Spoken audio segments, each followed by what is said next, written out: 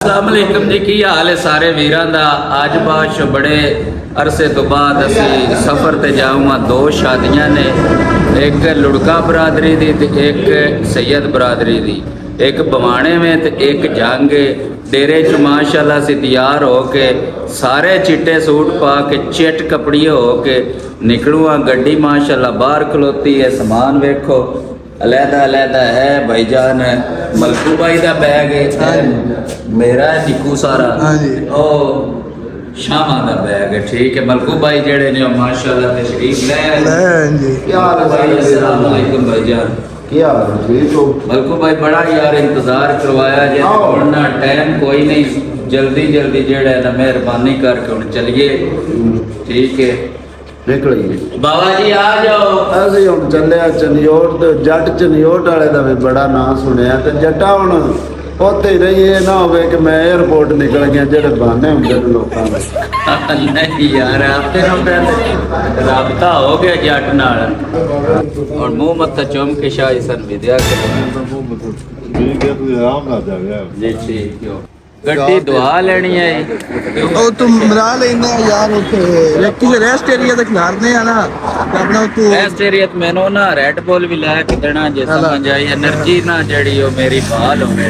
ठीक है, हुण अगे ना मेरा जरा पेट वधया है। ਤੁਸੀਂ ਅੱਗੇ ਬੋ ओके मैं पंजाबी कॉमिक्स वाले हुण असां राह विच स्टे कीता है भाई साहब कानून कोल। ते भाई अगे वेखो बिस्कुट दालां ते बर्फियां केरी हर जगह बलन जी तुसीं लम्मी दाल खाओ क्योंकि तुहानूं में शुगर है। मैनूं भी शुगर पर बर्फी बड़ी स्वादी। मैं 3 टिकड़ियां खा लियां ने। न्यूटो जाके गोली ले ला पा अड्डी वाली पा बालां जी नहीं जाते गाने नहीं आ गए पटीसा लेके आ गया। एक बार सारे भरावां ते कैमरा मारना इत्ते मैट्रिक की कीमत से।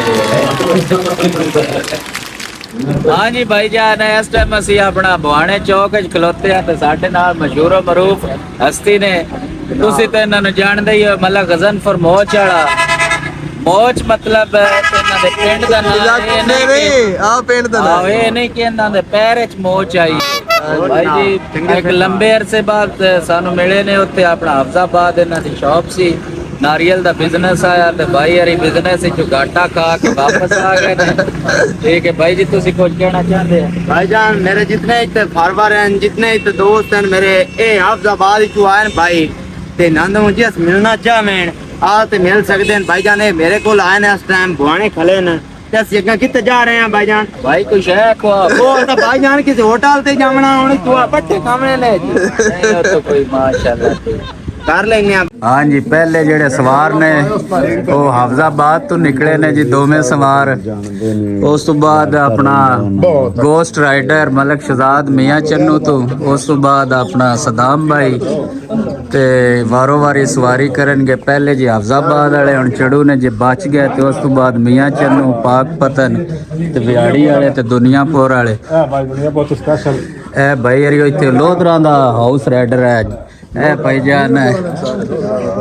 राइडर भाई जेड़े ने हैं वो तो निक्का चढ़िया ना।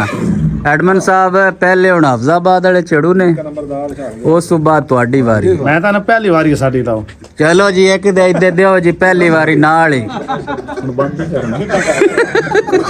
पहली वारी हुण एडमन साहब लो ने।